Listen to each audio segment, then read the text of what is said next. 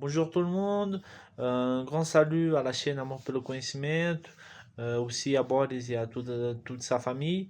Aujourd'hui, j'aimerais partager un peu avec vous une pensée sur la connaissance avec l'arrivée de l'Internet et aussi les smartphones et tout ce qui nous permet d'accéder à l'Internet, tous ces outils actuels. Cela, il faut prendre en compte déjà, avant tout, les personnes qui n'ont pas les conditions d'arriver à l'Internet, d'accéder à l'Internet. On peut penser un peu les minorités, les personnes en situation de précarité au Brésil, en Amérique latine, aussi aux pays d'Afrique, en Asie, les pays aussi qui ont quelques restrictions politiques, entre autres. Bon. Ce que j'aimerais parler aujourd'hui sur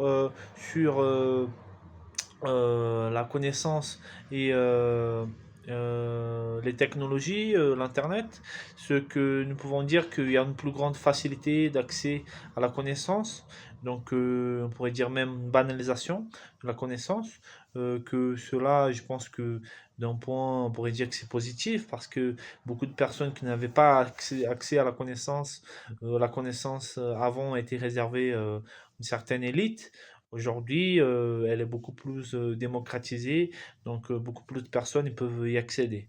De ce point de vue, je pense que c'est une avancée positive, mais de l'autre point de vue, je peux penser et partager avec vous que aussi on peut se demander s'il n'y a pas une grande passivité aussi qui commence à se généraliser avec cette connaissance diffusée et aussi cette grande accès facile par l'internet que d'une pensée déjà pré-réfléchie qu'on retrouve avec les contenus et que ne permet pas d'avoir notre propre réflexion quoi. Donc à quel point cette démocratisation du savoir nous permet aussi de rester dans une position passive où nous juste absorbons des pensées pré-réfléchies déjà. Et bon, peut-être vous pouvez me dire, bon, actuellement aussi en grand débat, l'Internet nous permet aussi un grand débat, une grande communication, mais on peut se demander à quel point critiquer les autres, chose qu'on retrouve beaucoup dans Internet, ce n'est pas réfléchir par soi-même.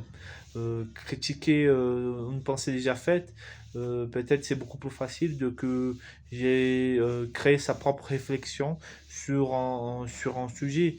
Peut-être en critiquant, nous pouvons réfléchir, mais ce n'est pas la même chose que avoir une pensée propre créée par nous-mêmes. Et donc, c'est une petite réflexion que je fais et à partir de là, bien sûr que je pense aux adolescents et aux enfants qui sont en train de grandir avec tout cet accès à l'internet et aussi à la connaissance, où peut-être ils peuvent rester plus dans une position de passivité dans une position de créativité, peut-être, on peut dire comme ça. Donc, c'est un point que j'aimerais partager avec vous. Et de ce point de vue-là, dans cette perspective, on pourrait même se demander à quel point notre expérience de vie se met en rapport aussi avec la connaissance théorique. Donc aujourd'hui aussi il y a une grande virtualité, on pourrait dire comme ça, du savoir théorique qui existe dans l'Internet. Et mais à quel point nous mettons en relation avec notre réalité, à quel point les savoirs ils sont aussi en articulation avec notre réalité. Donc c'est autre point que je trouve important, me fait penser même à un psychanalyste italien qui a vécu au Brésil, ou qui a parlé à peu près comme ça, parce que je ne vais pas pouvoir dire des mots peut-être corrects, mais il a parlé à peu près comme ça, à quel point il est important de pouvoir articuler les choses que nous apprenons, les choses que nous enseignons aux autres, nous pouvons articuler avec notre réalité, et à quel point quel intérêt d'apprendre et d'enseigner quelque chose que nous ne pouvons pas articuler avec notre vie, qui n'ont pas de rapport avec notre réalité. Donc, bon, il est vrai que c'est une chose que peut-être est un peu mise de côté avec cette connaissance et ce monde virtuel actuel où le vécu et notre réalité de quotidien reste un peu laissé de côté.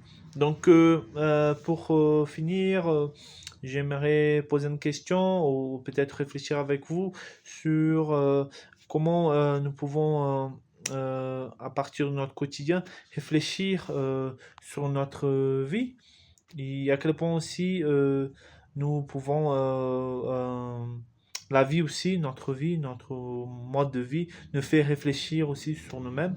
Donc, et peut-être de cette façon-là, articulant avec toute notre connaissance et tous les savoirs qui existent, que nous apprenons. Donc, à quel point nous pouvons mettre en relation avec notre vie de chaque jour, à quel point aussi avec par exemple la relation avec les autres peuvent aussi changer notre point de vue sur certains aspects de notre vie. En pouvant discuter avec d'autres personnes et avoir d'autres points de vue. Le voyage, par exemple, c'est un exercice de changement de perspective parce que chaque culture, chaque pays, peut-être ils ont des points de vue différents sur certaines choses de la vie et ça nous apprend énormément. Mais aussi à quel point la vie nous fait réfléchir sur nous-mêmes, mais aussi comment nous réfléchissons notre vie.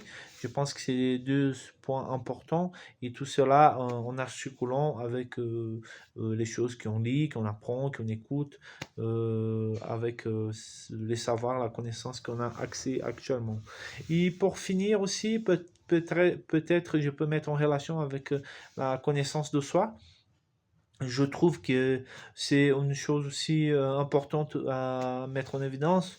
Aujourd'hui, on trouve aussi beaucoup de contenu sur l'internet, sur les plateformes, en parlant sur la connaissance de soi, l'importance de la connaissance de soi, sur le bien-être, mais à quel point tout cela aussi nous reste un peu théorique, virtuel, avec de règles, avec des conseils que nous voyons et que peut-être ça reste beaucoup dans le discours de tout le monde, mais à quel point nous vivons, à quel point nous cherchons vraiment cette connaissance de soi. C'est un point important aussi, je pense, que pouvoir articuler les savoirs et tout ce que se parle actuellement, mais aussi pouvoir vivre ça et chercher une connaissance de soi dans l'expérience de vie même, et donc dans la réalité, et non seulement d'une forme passive en regardant énormément de vidéos et tout ça. C'est un peu paradoxal parce que je suis en train de faire une vidéo et peut-être ceux qui vont être en train de regarder. Mais bon, c'est un partage que j'aimerais faire avec vous. Je vous souhaite une bonne journée, une bonne semaine. Je ne sais pas quand vous allez en train de regarder cette vidéo. Et à bientôt.